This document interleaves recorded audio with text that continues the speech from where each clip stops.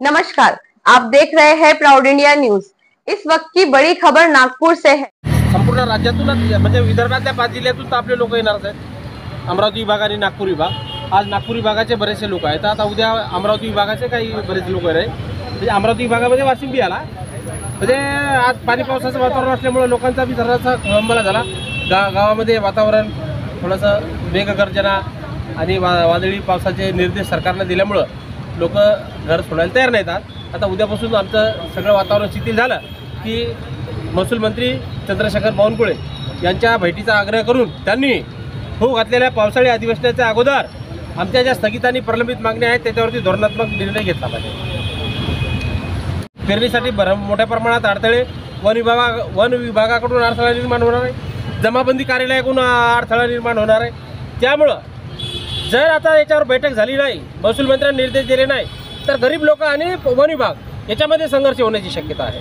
काही भागामध्ये प्रशासन आणि गरीब जनता यांच्यामध्ये संघर्ष होण्याची तो संघर्ष होऊ नये म्हणून पालकमंत्री महसूल मंत्र्यांनी तात्काळ इथं बैठकीचं आयोजन केलं। जर तसं झालं नाही तर आमचा पुरा डेरा उचलून आम्ही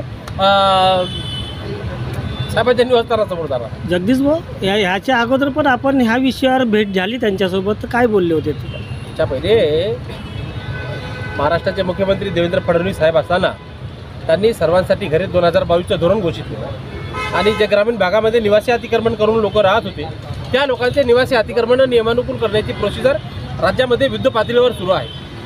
मग सर्वांसाठी घरे 2022चं जर सरकार धोरण घोषित करू शकते तर सर्वांसाठी शेतीचं धोरण घोषित करून ग्रामीण भागातील शेतीच्या जमिनी आहेत त्या जमिनी नियमानुकूल करण्यासाठी राज्य सरकारनंच निर्णय घेतलेला पाहिजे।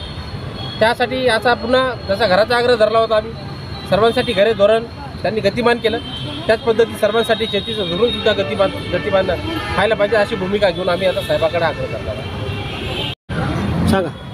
मी रोहिणीताई खंडारे, मानवी हक्क अभियानची राष्ट्रीय महिला अध्यक्षा। आम्ही गेल्या अनेक वर्षापासून गेले 25 वर्षापासून जमिनीचा लढा लढतोय। ज्या लोकांना जमीन नाही, सातबारा त्यांच्या नावावर नाही अशा भूमीहीन लोकांसाठी सत्याग्रह केलेत, अनेक सत्याग्रह केलेत, मोर्चे आंदोलनं केलेत, परंतु आत्तापर्यंत म्हणावं तसं या सरकारनं आम्हाला न्याय दिलेला नाही। 1991चा जमिनीवर GR झाला, पण तेव्हापासून आत्तापर्यंत कुठलाही जमिनीवर GR काढला नाही।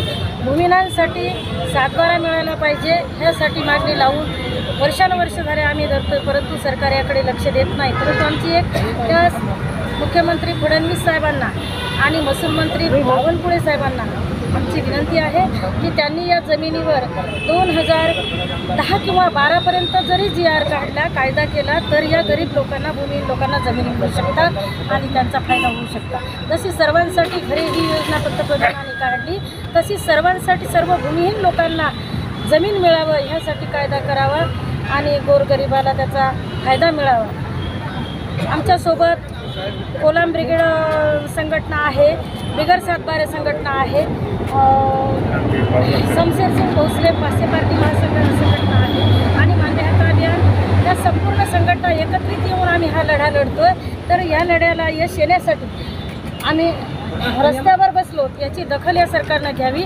आत्तापर्यंत जमिनीचा सातबारा नसल्यामुळे या गरीब लोकांना कुठं कर्ज भेटत नाही, बँक भेटत नाही, लोन भेटत नाही, त्यासाठी त्यांच्या मुलाबाळाचा शिक्षणाचा खर्च झेपवला जात नाही। म्हणून या सरकारने या गरिबाकडे लक्ष दिलं पाहिजे आणि गावात घरकुलं आलेत, परंतु आता फासे पारधी समाजामध्ये एवढी मोठी समस्या आहे की जंगलातून नेमकाच हा पारधी गावात आला आणि जमिनी काढल्यात, घरं अतिक्रमण जागेवर केलेत, परंतु त्यांची खूप मोठी समस्या आहे। त्यांना आठवण असल्यामुळे गावातला सरपंच, ग्रामसेवक त्यांना घरकुल देत नाही।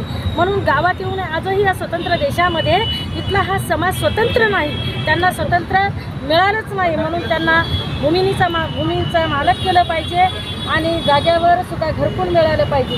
राहील त्याचं घर, पसेल त्याची जमीन हा नारा जो दिला आहे तो सक्सेस झाला पाहिजे। आणि शिक्षणाचं म्हटलं तर या पारधी समाजाच्या वतीनं मी बोलते की पारधी समाजामध्ये आजही शिक्षणाचं प्रवाह खूप कोसदूर आहे, कारण त्यांच्या बेड्यावर अंगणवाड्या नाही, अंगणवाड्या आहेत तर तुटक्या मुटक्या ते तिथं मुलं जातात किंवा नाही जातात, त्यांना पोषक आहार मिळतो की नाही याची कोणी दखल घेत नाही। म्हणून या पारधी समाजासाठी सुद्धा मुख्यमंत्री, महसूल मंत्री साहेबांना लक्ष घातलं पाहिजे आणि आमचा हा लढा यशस्वी नाही जर झाला तर आम्ही खूप मोठं पुढचं टोकाचं पाऊल सर्व संघटनेच्या वतीने उचलणार आहोत। आम्ही स्वस्त बसणार नाही। गरीब लोकांना 2 एकर जमिनीचा मालक केल्याशिवाय हे सर्व संघटना स्वस्त बसणार नाही। तेवढं